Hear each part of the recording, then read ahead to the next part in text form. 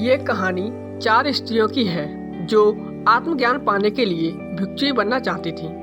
यह स्त्रियां काफ़ी गुरुओं के पास जाती हैं, लेकिन कोई भी इन्हें दीक्षा देने को तैयार नहीं होता। फिर उन स्त्रियों को एक ऐसे गुरु के बारे में पता चलता है जो इन सब गुरुओं से बिल्कुल अलग होते हैं, क्योंकि उनका किसी को भी शिष्य बनाने का तरीका सबसे अलग था। वह सबको बहुत अलग तरीके से शिष्य बनाते थे, चाहे कोई स्त्री हो या पुरुष। वह सभी को शिष्य बनाने से पहले उनसे एक प्रश्न पूछा करते थे। वो सभी चारों स्त्रियां बहुत ही आशा के साथ उन गुरुओं के पास जाती हैं। अब वो उनके पास पहुंचकर उन्हें प्रणाम करती हैं। तब वो गुरुजी उनसे उनके आने का कारण पूछते हैं। तब वो चारों स्त्रियां कहती हैं कि गुरुदेव, हमने अपने जीवन में मन की शांति खोजी, लेकिन वो शांति हमें कहीं नहीं मिली, जिसकी तलाश में हम ना जाने कब और कहां कहां उसके लिए नहीं भटके।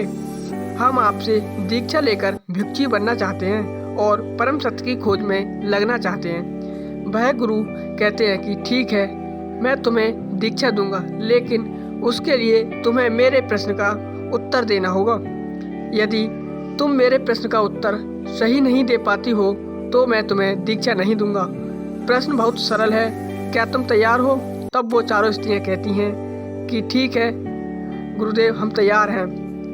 अब वो गुरुजी कहते हैं तो ठीक है, फिर तुम चारों में से जो सबसे पहले उत्तर देना चाहती है वो यहाँ रुके, बाकी सब कुछ दूरी पर जाकर खड़े हो जाओ, ताकि वह ना तो प्रश्न सुन सके और ना ही उत्तर।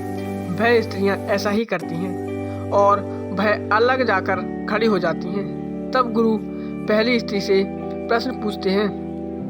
मान लो तुम एक नाव में हो जिसमें 20 पुरुष हैं और तुम अकेली स्त्री हो। वो नाव समुद्र में कहीं खो गई है। दूर दूर तक कोई किनारा नजर नहीं आ रहा है। अचानक तुम सब लोगों को निर्जन द्वीप दिखता है। तुम सब लोग उस द्वीप की तरफ धीरे धीरे बढ़ने लगते हो। तुम यह बात जानती हो कि उस नाव में 20 पुरुष हैं और तुम अकेली स्त्री हो। अब तुम यह सोच रही हो कि उस निर्जन द्वीप पर पहुंचने के बाद तुम्हारे साथ क्या होगा। तब वह गुरु उस स्त्री से पूछते हैं कि तुम बताओ, उस परिस्थिति में तुम क्या करोगी।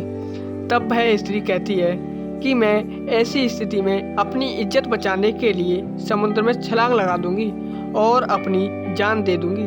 दोस्तों, शायद आप में से भी कुछ लोगों को उस स्त्री का उत्तर सही लगा होगा, लेकिन वह गुरुदेव उस स्त्री से कहते हैं कि तुम अब जा सकती हो। तुम्हारा उत्तर बिल्कुल गलत है, क्योंकि जो हुआ ही नहीं उसके लिए तुम अपने आप को दंड कैसे दे सकती हो। उस स्त्री ने तो यह उत्तर बहुत सोच समझकर दिया था, लेकिन गुरुजी कह रहे हैं कि यह उत्तर गलत है और वह स्त्री बहुत ही निराशा के साथ वहां से चली जाती है। तब दूसरी स्त्री आती है।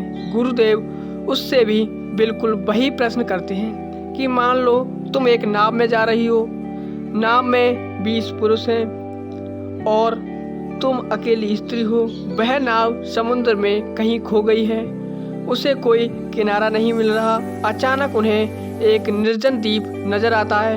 वह उस द्वीप की तरफ आगे बढ़ने लगते हैं और तुम्हारे भीतर यह चल रहा है कि तुम अकेली हो। वहां पहुंचने के बाद तुम्हारे साथ क्या होगा। गुरु कहते हैं कि तुम बताओ, इस परिस्थिति में क्या करोगी। तब वह दूसरी स्त्री कहती है कि मैं ऐसी स्थिति में स्वयं को उस नाव में मौजूद सबसे शक्तिशाली पुरुष को स्वयं को समर्पित कर दूंगी। जो सबसे शक्तिशाली पुरुष होगा, वह पुरुष मेरी बाकी 19 पुरुषों से रक्षा करेगा। शायद आपको यह उत्तर भी सुनने में थोड़ा सही लग रहा होगा, लेकिन गुरुजी उस स्त्री से कहते हैं कि तुम भी जा सकती हो। तुम्हारा यह उत्तर भी गलत है। एक पुरुष चाहे कितना भी शक्तिशाली क्यों ना हो, लेकिन 19 पुरुषों से कमजोर ही होगा। वह स्त्री भी निराश होकर लौट जाती है। तब तीसरी स्त्री आती है और वह गुरुजी उस स्त्री से भी यही प्रश्न करते हैं कि मान लो तुम एक नाव में जा रही हो।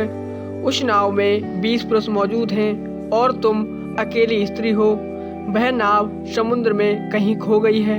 उसे कोई किनारा नहीं मिल रहा। अचानक उन्हें एक निर्जन द्वीप नजर आता है।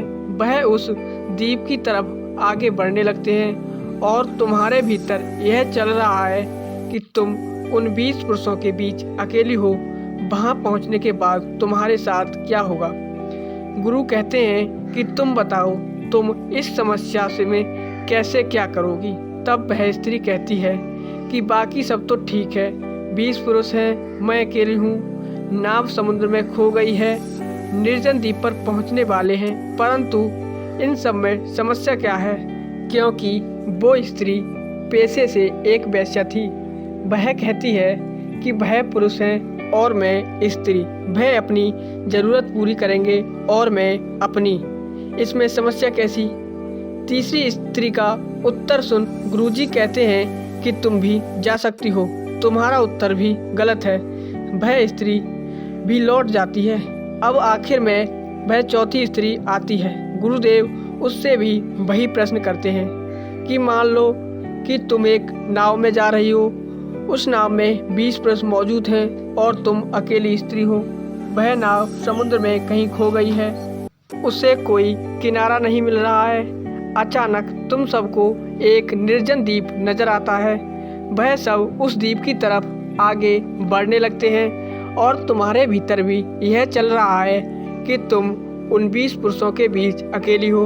वहाँ द्वीप पर पहुँचने के बाद तुम्हारे साथ क्या होगा? तुम बताओ, इस विपदा की स्थिति में तुम क्या करोगी? वह चौथी स्त्री अपने दोनों हाथ जोड़कर सिर झुकाकर कहती है कि पता नहीं मैं उस समय उस स्थिति में क्या करूँगी। तब गुरु कहते हैं कि तो फिर जानने के लिए तैयार हो जाओ कि जिसके पास पहले से कोई बनावटी उत्तर नहीं है, वही सच्चा उत्तर खोज सकता है। वो गुरुजी उस स्त्री को दीक्षा देते हैं और वो स्त्री परम सत्य की खोज में लग जाती है।